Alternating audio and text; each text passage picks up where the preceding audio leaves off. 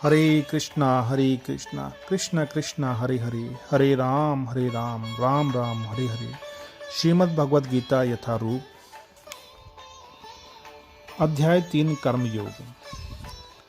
देवान् भवायता अनेन ते देवाः भावयन्तु वह परस्परं भावयन्तः श्रेयः परम अवापस्यथ। यज्ञों के द्वारा प्रसन्न होकर देवता तुम्हें भी प्रसन्न करेंगे और इस तरह मनुष्यों तथा देवताओं के मध्य सहयोग से सबों को संपन्नता प्राप्त होगी। तात्पर्य, देवता गण सांसारिक कार्यों के लिए अधिकार प्राप्त शासक हैं। प्रत्येक जीव द्वारा शरीर धारण करने के लिए आवश्यक वायु, प्रकाश, जल तथा अन्य सारे वर उन देवताओं के अधिकार में हैं, जो भगवान के शरीर के विभिन्न भागों में असंख्य सहायकों के रूप में स्थित हैं। उनकी प्रसन्नता तथा अप्रसन्नता मनुष्यों द्वारा यज्ञ की संपन्नता पर निर्भर है। कुछ यज्ञ किन्हीं विशेष देवताओं को प्रसन्न करने के लिए होते हैं, किंतु तो भी सारे यज्ञों में भगवान विष्णु को प्रमुख भोक्ता की भांति पूजा जाता है। भगवद गीता में यह भी कहा गया है कि भगवान कृष्ण स्वयं सभी प्रकार के यज्ञों के भोक्ता हैं। भोक्तारम यज्ञ तपसाम। अतः समस्त यज्ञों का प्रमुख प्रयोजन यज्ञपति को प्रसन्न करना है। जब ये यज्ञ सुचारू रूप से संपन्न किए जाते हैं तो विभिन्न विभागों के अधिकारी देवता प्रसन्न होते हैं और प्राकृतिक पदार्थों का अभाव नहीं रहता। यज्ञों को संपन्न करने से अन्य लाभ भी होते हैं, जिनसे अंततः भवबंधन से मुक्ति मिल जाती है। यज्ञ से सारे कर्म पवित्र हो जाते हैं, जैसा कि वेद वचन है, आहार शुद्धो सत्व शुद्धो ध्रुवा समृति लंभे सर्वग्रंथि नाम विप्र मोक्षः। यज्ञ से मनुष्य के खाद्य पदार्थ शुद्ध होते हैं और शुद्ध भोजन करने से मनुष्य जीवन शुद्ध हो जाता है। जीवन शुद्ध होने से स्मृति के सूक्ष्म तंतु शुद्ध होते हैं और स्मृति तंतुओं के शुद्ध होने पर मनुष्य मुक्ति मार्ग का चिंतन कर सकता है और वे सब मिलकर कृष्ण भावनामृत तक पहुंचाते हैं, जो आज के समाज के लिए सर्वाधिक आवश्यक है। इष्टान भोगान ही वह देवः दास्यन्ते यज्ञ भावितः तह दतान अप्रदान ए भयः यह भृंगे सतेनः एव सः। जीवन की विभिन्न आवश्यकताओं की पूर्ति करने वाले विभिन्न देवता यज्ञ संपन्न होने पर प्रसन्न होकर तुम्हारी सारी आवश्यकताओं की पूर्ति करेंगे, किंतु जो इन उपहारों को देवताओं को अर्पित किए बिना भोगता है वह निश्चित रूप से चोर है। देवतागण भगवान विष्णु द्वारा भोग सामग्री प्रदान करने के लिए अधिकृत किए गए हैं, अतः नियत यज्ञों द्वारा उन्हें अवश्य संतुष्ट करना चाहिए। वेदों में विभिन्न देवताओं के लिए भिन्न भिन्न प्रकार के यज्ञों की संस्तुति है, किंतु वे सब अंततः भगवान को ही अर्पित किए जाते हैं। किंतु जो यह नहीं समझ सकता कि भगवान क्या है, उसके लिए देव यज्ञ का विधान है। अनुष्ठानकर्ता के भौतिक गुणों के अनुसार वेदों में विभिन्न प्रकार के यज्ञों का विधान है। विभिन्न देवताओं की पूजा भी उसी आधार पर अर्थात गुणों के अनुसार की जाती है। उदाहरणार्थ, मांसाहारियों को देवी काली की पूजा करने के लिए कहा जाता है, जो भौतिक प्रकृति की घोर रूपा है, और देवी के समक्ष पशु बलि का आदेश है। किंतु जो सतोगुणी है उसके लिए विष्णु की दिव्य पूजा बताई जाती है।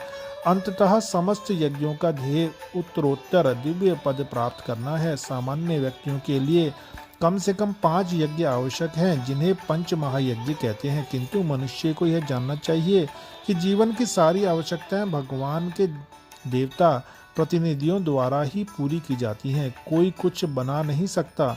उदाहरणार्थ, मानव समाज के भोज्य पदार्थों को ले, इन भोज्य पदार्थों में शाकाहारियों के लिए अन्न, फल, शाक, दूध, चीनी आदि है तथा मांसाहारियों के लिए मांस आदि, जिनमें से कोई भी पदार्थ मनुष्य नहीं बना सकता। एक और उदाहरण लें, यथा ऊष्मा, प्रकाश, जल, वायु आदि जो जीवन के लिए आवश्यक हैं, इनमें से किसी को बनाया नहीं जा सकता। परमेश्वर के बिना ना तो प्रचुर प्रकाश मिल सकता है, ना चांदनी वर्षा या प्रातःकालीन समीर ही, जिनके बिना मनुष्य जीवित नहीं रह सकता। स्पष्ट है कि हमारा जीवन भगवान द्वारा प्रदत्त वस्तुओं पर आश्रित है, यहाँ तक कि हमें अपने उत्पादन उद्यमों के लिए अनेक कच्चे मालों की आवश्यकता होती है, यथा धातु, गंधक, पारद, मैग्नीज तथा अन्य अनेक प्रकार आवश्यक वस्तुएं जिनकी पूर्ति भगवान के प्रतिनिधि इस उद्देश्य से करते हैं कि हम इनका समुचित उपयोग करके आत्म साक्षात्कार के लिए अपने आप को स्वस्थ एवं पुष्ट बनाएं, जिससे जीवन का चरम लक्ष्य अर्थात भौतिक जीवन संघर्ष से मुक्ति प्राप्त हो सके।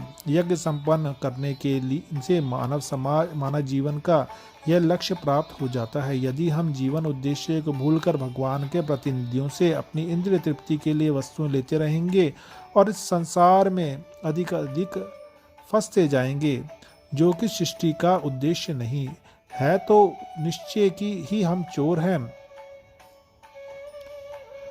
और इस तरह हम प्रकृति के नियमों द्वारा दंडित होंगे। चोरों का समाज कभी सुखी नहीं रह सकता, क्योंकि उनका कोई जीवन लक्ष्य नहीं होता।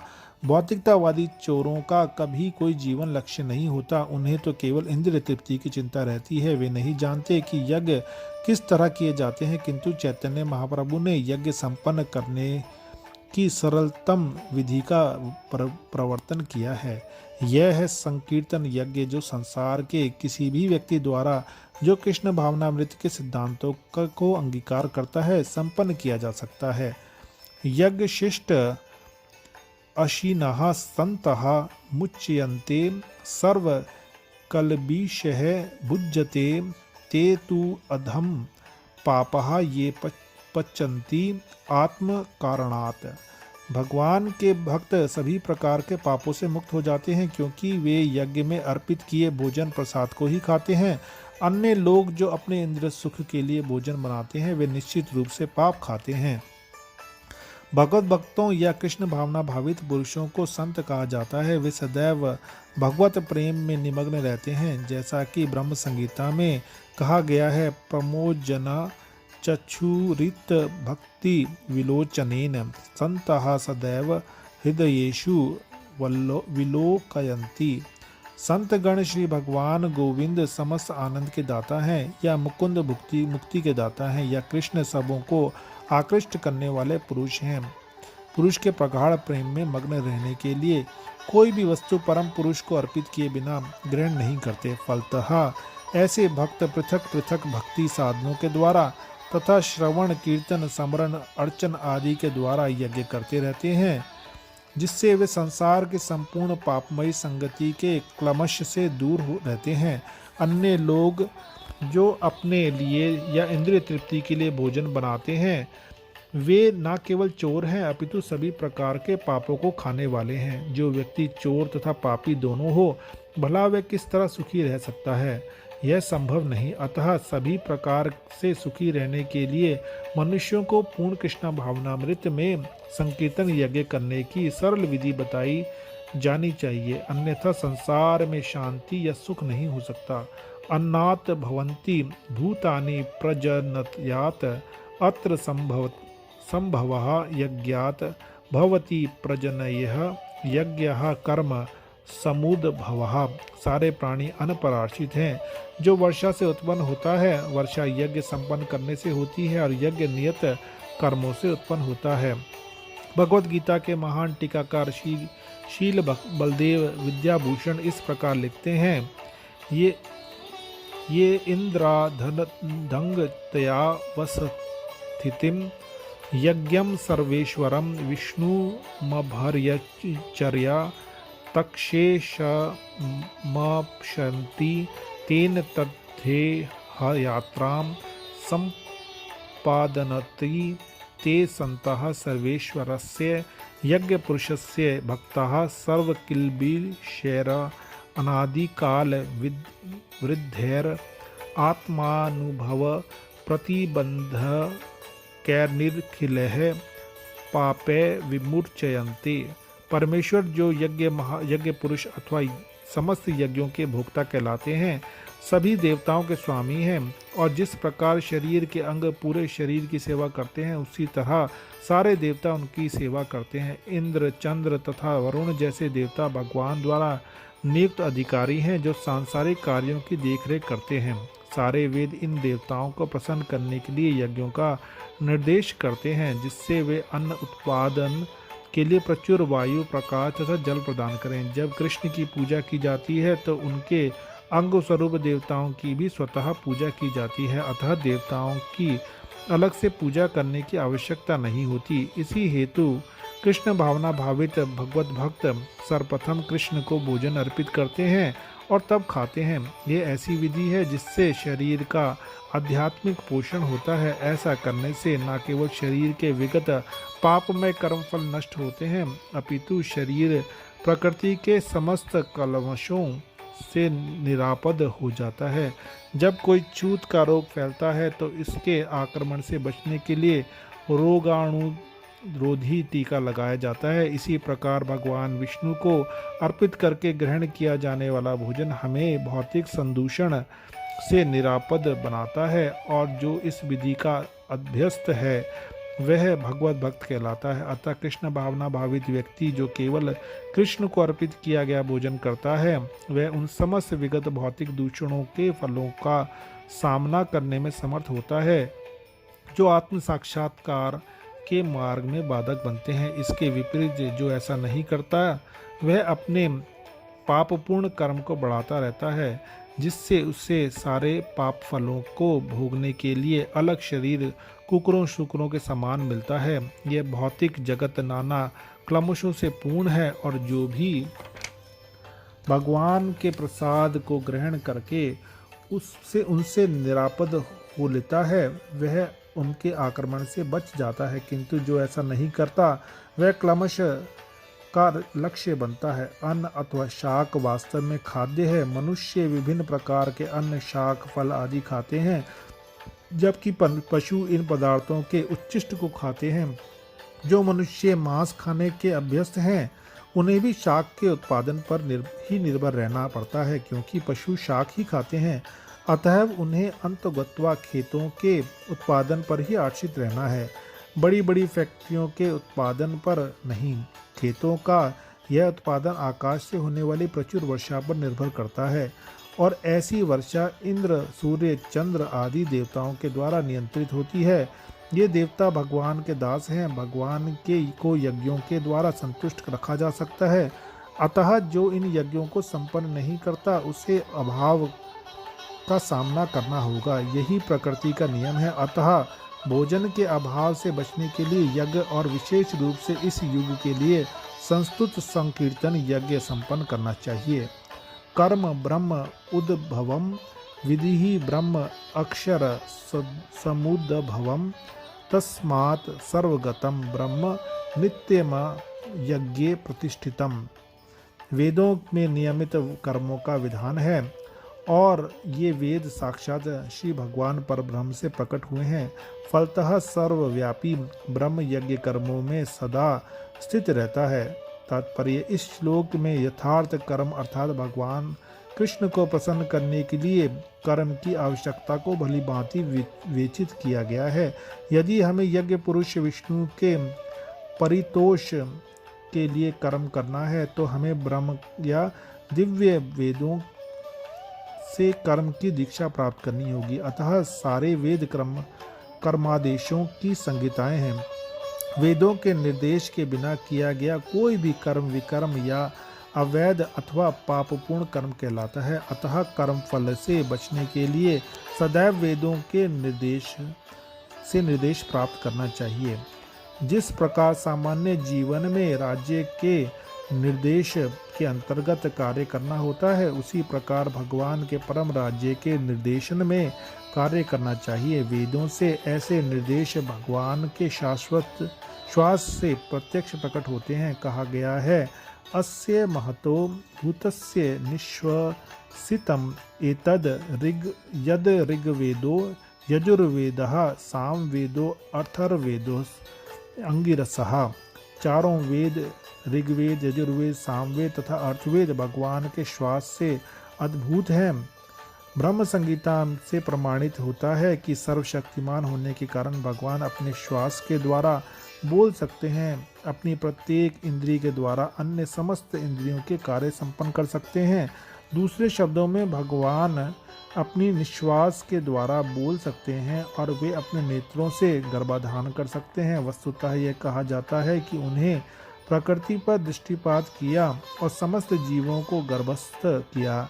इस तरह प्रकृति के गर्भ में बद्ध जीवों को प्रविष्ट करने के पश्चात उन्होंने उन्हें वैदिक ज्ञान के रूप में आदेश दिया, जिससे वे भगवत धाम वापस जा सकें। हमें यह सदैव स्मरण रखना चाहिए कि प्रकृति के सारे बद्ध जीव भौतिक भोग के लिए इच्छुक रहते हैं, किंतु वैदिक आदेश इस प्रकार बनाए गए हैं कि मनुष्य अपनी विकृत इच्छाओं की पूर्ति कर सकता है और तथाकथित सुख भोग पूरा करके भगवान के पास लौट सकता है। बद्ध जीवों के लिए मुक्ति प्राप्त करने का यह सुनहरा अवसर होता है, अतः उन्हें चाहिए कि कृष्ण भावना भावित होकर यज्ञ विधि का पालन करें। यहाँ तक कि जो वैदिक आदेशों का पालन नहीं करते वे भी कृष्ण भावनामृत के सिद्धांतों को ग्रहण कर सकते हैं, जिससे वैदिक यज्ञों या कर्मों की पूर्ति हो जाएगी। एवं प्रवर्तितम चक्रम न अनुवर्तयति यह अघ आयु इंद्रियम आरामः मोघम पार्थ सह जीवती। हे प्रिय अर्जुन, जो मानव जीवन में इस प्रकार वेदों द्वारा स्थापित यज्ञ चक्र का पालन नहीं करता, वह निश्चित ही पापमय जीवन व्यतीत करता है। ऐसा व्यक्ति केवल इंद्रियों की तुष्टि के लिए व्यर्थ ही जीवित रहता है। इस श्लोक में भगवान ने कठोर परिश्रम करो और इंद्रिय तृप्ति का आनंद लो इस सांसारिक विचारधारा का तिरस्कार किया है। अतः जो लोग इस संसार में भोग करना चाहते हैं, उन्हें उपयुक्त यज्ञ चक्र का अनुसरण करना परम आवश्यक है। जो ऐसे विधि विधानों का पालन नहीं करता, अधिकाधिक तिरस्कृत होने के कारण उसका जीवन अत्यंत संकटपूर्ण रहता है। प्रकृति के नियमानुसार यह मानव शरीर विशेष रूप से आत्म साक्षात्कार के लिए मिला है, जिसे कर्म योग, ज्ञान योग या भक्ति योग में से किसी एक विधि से प्राप्त किया जा सकता है। इन योगियों के लिए यज्ञ संपन्न करने की कोई आवश्यकता ही नहीं रहती, क्योंकि ये पाप पुण्य से परे होते हैं। किंतु जो लोग इंद्रिय तृप्ति में जुटे हैं, उन्हें पूर्वोक्त यज्ञ चक्र के द्वारा शुद्धिकरण की आवश्यकता रहती है। कर्म के अनेक भेद होते हैं। जो लोग कृष्ण भावना भावित नहीं हैं, वे निश्चय ही विषय परायण होते हैं, अतः उन्हें पुण्य कर्म करने की आवश्यकता होती है। यज्ञ पद्धति इस प्रकार सुनियोजित है कि विषयोन्मुख लोग विषयों के फल में फंसे बिना अपनी इच्छाओं की पूर्ति कर सकते हैं। संसार की संपन्नता हमारे प्रयासों पर नहीं, अपितु परमेश्वर की पृष्ठभूमि योजना पर निर्भर है, जिसे देवता संपादित करते हैं। अतः वेदों में वर्णित देवताओं को लक्षित करके यज्ञ किए जाते हैं। अप्रत्यक्ष रूप में यह कृष्ण भावनामृत का ही अभ्यास रहता है, क्योंकि जब कोई इन यज्ञों में दक्षता प्राप्त कर लेता है तो वह अवश्य ही कृष्ण भावना भावित हो जाता है। किंतु यदि ऐसे यज्ञ करने से कोई कृष्ण भावना भावित नहीं हो पाता, तो इसे कोरी आचार संहिता समझना चाहिए। अतः मनुष्यों को चाहिए कि वे आचार संहिता तक ही अपनी प्रगति को सीमित न करें, अपितु उसे पार करके कृष्ण भावनामृत को प्राप्त हों। यह तु आत्मरतिः एव आत्मतृप्तः च मानवः आत्मनि एव च संतुष्टः तस्य कार्यम न विदते। किंतु जो व्यक्ति आत्मा में ही आनंद लेता है तथा जिसका जीवन आत्म साक्षात्कार युक्त है और जो अपने में ही पूर्णतया संतुष्ट रहता है, उसके लिए कुछ करणीय कर्तव्य नहीं होता। जो व्यक्ति पूर्णतया कृष्ण भावना भावित है और अपने कृष्ण भावनामृत के कार्यों से पूर्णतया संतुष्ट रहता है, उसे कुछ भी नियत कर्म नहीं करना होता। कृष्ण भावना भावित होने के कारण उसके हृदय का सारा मैल तुरंत धुल जाता है, जो हजारों यज्ञों को संपन्न करने पर ही संभव हो पाता है। इस प्रकार चेतना के शुद्ध होने से मनुष्य परमेश्वर के साथ अपने संबंध के प्रति पूर्णतया आश्वस्त हो जाता है।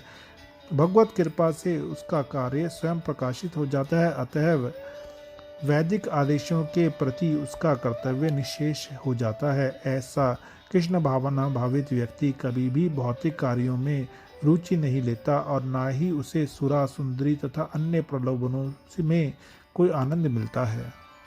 न एव तस्य कृतेन अर्थः न अकृतेन इह कश्चन न च अस्य सर्वभूतेषु किश्चित् अर्थ व्यपार्शयः।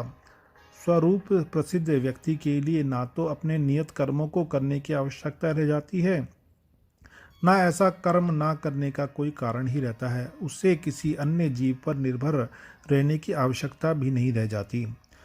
स्वरूप प्रसिद्ध व्यक्ति को कृष्ण भावना भावित कर्म के अतिरिक्त कुछ भी करना नहीं होता, किंतु यह कृष्ण भावनामृत निष्क्रियता भी नहीं है। जैसा कि अगले श्लोकों में बताया जाएगा, कृष्ण भावना भावित व्यक्ति किसी की शरण ग्रहण नहीं करता, चाहे वह मनुष्य हो या देवता। कृष्ण भावनामृत में वह जो भी करता है वही उसके कर्तव्य संपादन के लिए पर्याप्त है। तस्मात् असक्तः सततं कार्यम कर्म समाचर असक्तः ही आचरण कर्म परम आपनोति पुरुषः। अतः कर्म फल में आसक्त हुए बिना मनुष्य को अपना कर्तव्य समझकर निरंतर कर्म करते रहना चाहिए, क्योंकि अनासक्त होकर कर्म करने से उसे परब्रह्म परम की प्राप्ति होती है।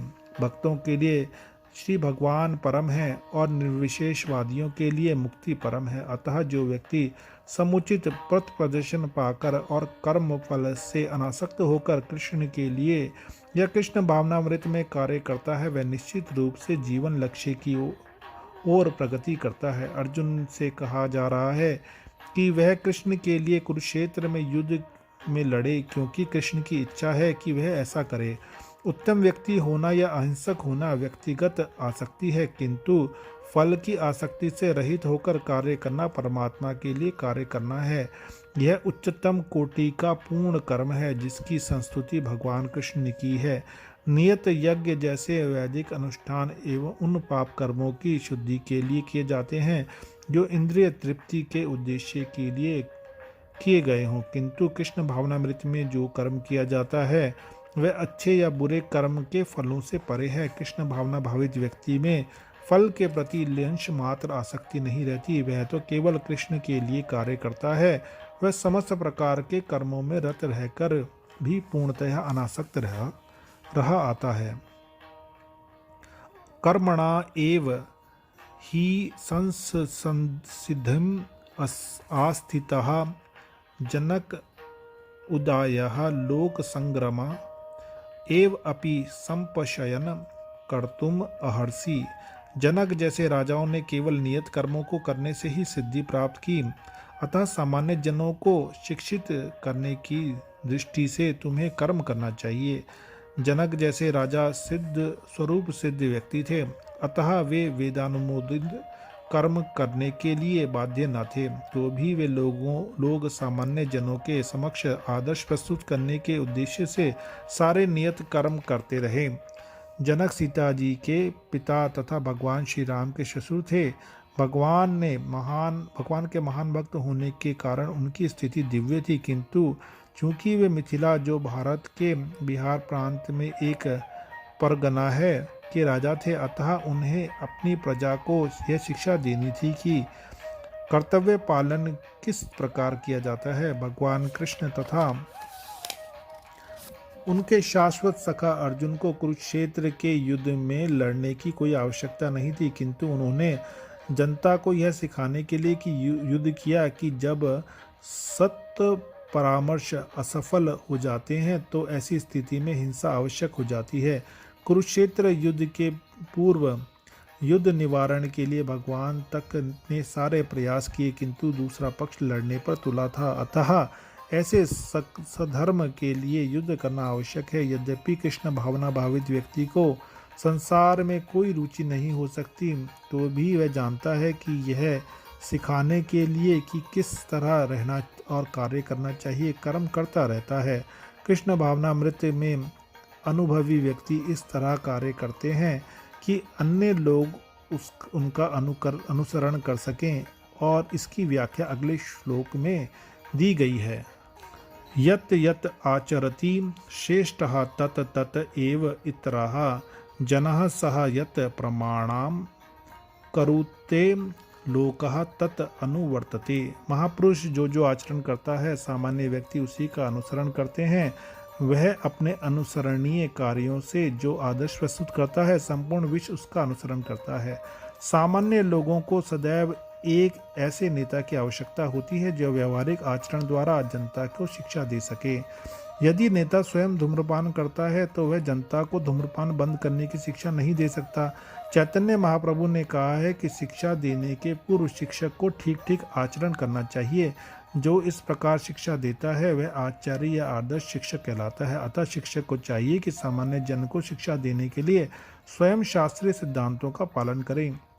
कोई भी शिक्षक प्राचीन प्रमाणिक ग्रंथों के नियमों के विपरीत कोई नियम नहीं बना सकता। मनु संगीता जैसे प्रमाणिक ग्रंथ मानव समाज के लिए अनुसरणीय आदर्श ग्रंथ हैं। अतः नेता का उपदेश ऐसे आदर्श शास्त्रों के नियमों पर आधारित होना चाहिए। जो व्यक्ति अपनी उन्नति चाहता है उसे महान शिक्षकों द्वारा अभ्यास किए जाने वाले आदर्श नियमों का पालन करना चाहिए। श्रीमद् भागवत भी इसकी पुष्टि करता है कि मनुष्य को महान भक्तों के पदचिन्हों का अनुसरण करना चाहिए और आध्यात्मिक बोध के पथ पर प्रगति का यही साधन है। चाहे राजा हो या राज्य का प्रशासन अधिकारी, चाहे पिता हो या शिक्षक, ये सब अबोध जनता के स्वाभाविक नेता माने जाते हैं।